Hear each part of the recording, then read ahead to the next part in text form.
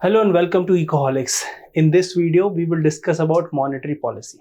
Now हमने काफ़ी videos में देखा मॉनेटरी पॉलिसी डिस्कशन के बारे में, बट इस वीडियो में हम कुछ डिफरेंट डिस्कस करने वाले हैं।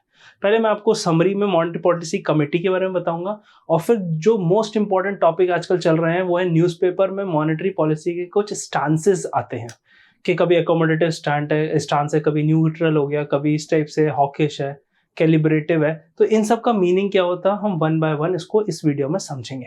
So make sure you watch this video at the end of this. Okay, so first of all monetary policy. So monetary policy committee started with MPC इन 2016। तो इसके पहले मॉनेटरी पॉलिसी होती थी, बट 2016 से monetary policy committee बना दी गई, जिसमें इस कमेटी में 3 मेंबर्स जो होते थे वो RBI की साइड से हैं और 3 मेंबर हैं जो गवर्नमेंट नॉमिनेटेड है।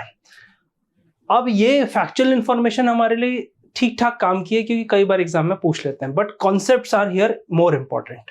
तो ये जो मॉनेटरी पॉलिसी कमेटी है वो 4 times in a financial year इनको मिलना जरूरी है। 4 बार, कम से कम 4 बार इनको मीटिंग करना जरूरी है। पर अभी जो RBI फॉलो कर रहा है वो कर रहा है 6 बार, मतलब हर 2 महीने में मॉनेटरी पॉलिसी कमेटी की मीटिंग हो रही है, जिसे हम बाय मंथली मॉनेटरी पॉलिसी कहते हैं। अगर न्यूज़पेपर में आप पढ़ेंगे तो आपको हर 2 महीने में ये जो पॉलिसी है वो आपको अनाउंस करते हुए दिखेंगे। अब सबसे ज्यादा इंपॉर्टेंट क्या होता है RBI के लिए? सबसे बड़ा इंपॉर्टेंट रोल यही है। RBI का काम है इकोनॉमी में मनी सप्लाई को कंट्रोल करना। ओके, तो मनी सप्लाई कंट्रोल में रहे, जब जरूरत हो तो ज्यादा दे और जब जरूरत नहीं हो, जब ज्यादा हो रहा हो पैसा मार्केट में, तो मार्केट से पैसा खींच सके। तो ये मेजर टास्क है। ये पॉलिसी बहुत ही डायनामिक है और बहुत ही इंपॉर्टेंट है, इसलिए RBI इसके लिए एक सेपरेट कमेटी बना के उसको ध्यान से मॉनिटर करती है। वो डेटा जो इन्फ्लेशन का आता है उससे मॉनिटर करने के बाद उसके हिसाब से वो डिसीजन लेते हैं। अब ये डिसीजन क्या अफेक्ट करते हैं? ये हमारा क्रेडिट को इफेक्ट करते हैं। ठीक है, अब बच्चों क्रेडिट कई बार हमको समझ में नहीं आता कि एग्जैक्टली होता क्या है। क्रेडिट में मैं आपको सिंपल से समझा देता हूं कि जो भी लोन हम दे रहे हैं उस पे जो इंटरेस्ट रेट लगता है वो RBI कंट्रोल करती है with this policy.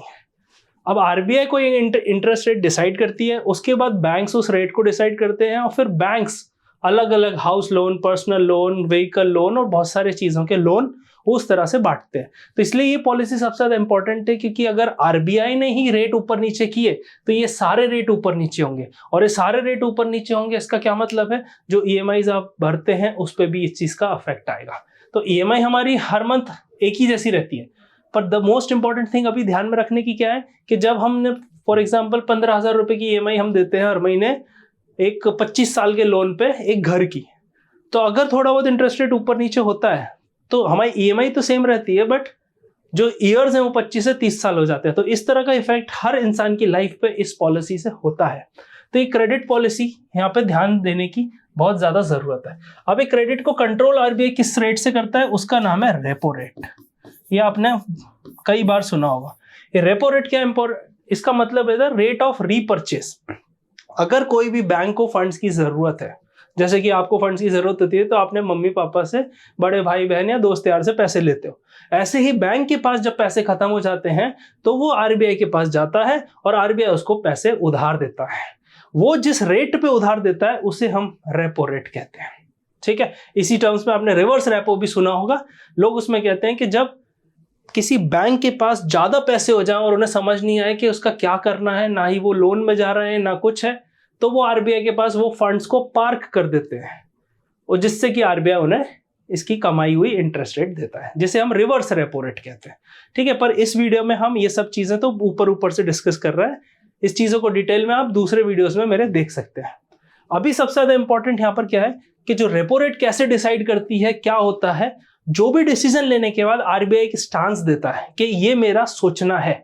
For example अभी देश में इलेक्शन का टाइम चल रहा है, अगर मैं इस स्टांस पे हूं तो मेरे कुछ पॉइंट्स हैं इन चीजों को या इन पार्टी को सपोर्ट करने के, दूसरा ही मेरे पास दूसरे चांस है। तो सपोर्ट करने के लिए जो आर्ग्यूमेंट्स दिए जाते हैं वो हम इसमें डिस्कस करने वाले हैं।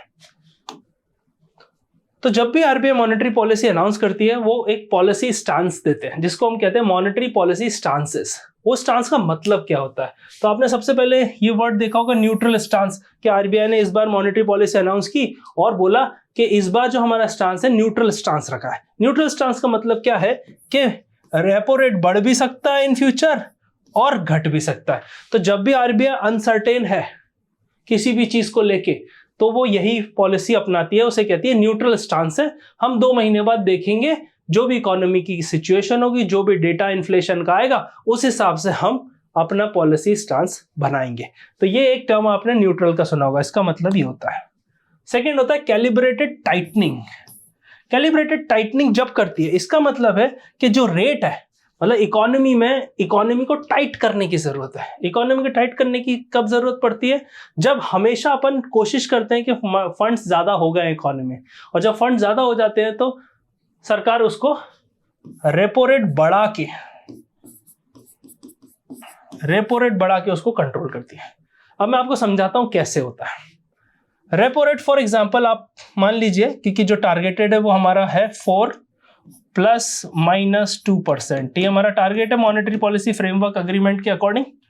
मान लेते हैं एग्जांपल के लिए कि हमारा इन्फ्लेशन 4% है, ठीक है। अब सरकार को कंट्रोल करना है इन्फ्लेशन कंट्रोल करने के लिए सरकार कई सारी पॉलिसीज अपनाती है। अभी मान लेते हैं कि हमारे पास 4% इन्फ्लेशन है। अब इन फ्यूचर आपको ऐसा लगता है कि इकोनॉमी ना बहुत तेजी से बढ़ रही है, इतने कम इंटरेस्ट रेट के साथ हर इंसान लोन मांग रहा है। हर कोई क्रेडिट कार्ड पे, मान लीजिए क्रेडिट कार्ड तो नॉर्मल आप 50 डेज में विदाउट एनी इंटरेस्ट जमा कर सकते हैं, पर आपने कोई कंज्यूमर ड्यूरेबल लोन लिया, आप उसकी ईएमआई भरते हैं, नो कॉस्ट होता है, बट कोई ना कोई तो भरता है, कंपनी भरती है। उस इंक्रीज डिक्रीज से फर्क सबको पड़ता है। तो यहाँ पे सबसे बड़े देखने की बात है, अगर फॉर एग्जांपल हमने सोचा कि इस इंटरेस्ट रेट पे हर इंसान लोन मांग रहा है और बैंकों के पास पैसे की कमी हो गई है वो लोन देते देते, तो बैंक क्या करेंगे, बैंक रेट बढ़ा सकेंगे, पर रेट बैंक खुद तो बढ़ा नहीं सकते। तो आरबीआई उनके बिहाफ पे जो रेपो रेट है उसको 4 से सपोज फॉर एग्जांपल 5% कर देती है। अब जो इंसान लोन लेना चाह रहा था उसको 1% महंगा हो गया है। 1% लोन महंगा अगर आप हाउस लोन पे कैलकुलेट करोगे तो कोई हजारों में आता है।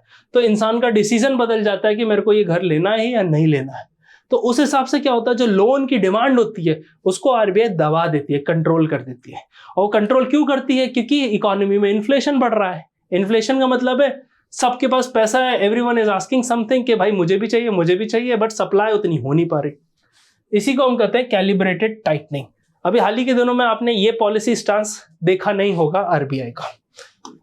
नेक्स्ट स्टांस है अकोमोडेटिव स्टांस। इसका क्या मतलब है, अकोमोडेटिव करना है, अकोमोडेट करना है किसी भी चीज को। इसको एक्सपेंशनरी स्टांस भी कहा जाता है। इसका क्या मतलब है, जब भी हम देखेंगे कि इकोनॉमी में इंटरेस्ट रेट की बात होती है, अब इसमें आरबीआई एक डेटा देखता है जिसे हम कहते हैं इन्फ्लेशन, और जनरली हेडलाइन इन्फ्लेशन देखा जाता है इस कैटेगरी में। हेडलाइन इन्फ्लेशन क्या होता है, इन्फ्लेशन जो कि नॉर्मल, उसमें अपन फ्यूल और फूड के प्राइस ऐड कर दे तो वो हेडलाइन इन्फ्लेशन कहा जाता है, क्योंकि सबसे ज्यादा इन्फ्लेशन उसी से बढ़ता है, पेट्रोल के दामों से हो गया या खाने पीने की वस्तुओं से। तो जब इंटरेस्ट रेट वो सोच रहे हैं कि अगर हेडलाइन इन्फ्लेशन मेरा कंट्रोल में है तो मैं इंटरेस्ट रेट को और डाउन करने से क्या होगा, इकोनॉमी को बूस्ट मिलेगा। क्योंकि आरबीआई का काम यही थोड़ा ना कि इन्फ्लेशन कंट्रोल करना है, आरबीआई का डेवलपमेंटल रोल भी है। तो आरबीआई हमेशा ग्रोथ वर्सेस इन्फ्लेशन खेलता रहता है। इन्फ्लेशन कंट्रोल करना है पर ग्रोथ भी चाहिए। अब ग्रोथ ज्यादा देने लग गए तो इन्फ्लेशन भी बढ़ जाएगा, तो इसको भी रोकना है, इसको बढ़ाना है। ये गेम आरबीआई के हाथ में है। तो जब वो इंटरेस्ट रेट कम करते हैं तब उसे एकोमोडेटिव स्टांस वो बोला जाता है। तो आरबीआई जब भी ऐसा कुछ करता है या सोच रहा है अगले 2 महीने में नई पॉलिसी के साथ कि हो सकता है रेट कम कर दे, तो वो बोलते हैं कि इस बार एमपीसी का अकोमोडेटिव स्टांस था। इसका मतलब सिंपल है कि जिस तरह से आरबीआई सोच रहा है वो एक प्रिडिक्टेबिलिटी देना चाहता है इन्वेस्टर को, बैंकर्स को और आम जनता को कि आरबीआई के दिमाग में क्या चल रहा है, सो दैट आप उस हिसाब से अपने इन्वेस्टमेंट डिसीजंस ले सकते हैं। फिर आ जाता है कॉन्ट्रैक्शनरी स्टांस। कॉन्ट्रैक्शनरी स्टांस में वो इकोनॉमी में जो एक्स्ट्रा कैश है उसको साइफन ऑफ करते हैं, उसको खींचने की कोशिश करते हैं। अब फॉर एग्जांपल अपन यहां देखते हैं कि इकोनॉमी में 4 प्रोडक्ट है, और ये 4 लोग हैं जो इसको खरीदना चाह रहे हैं।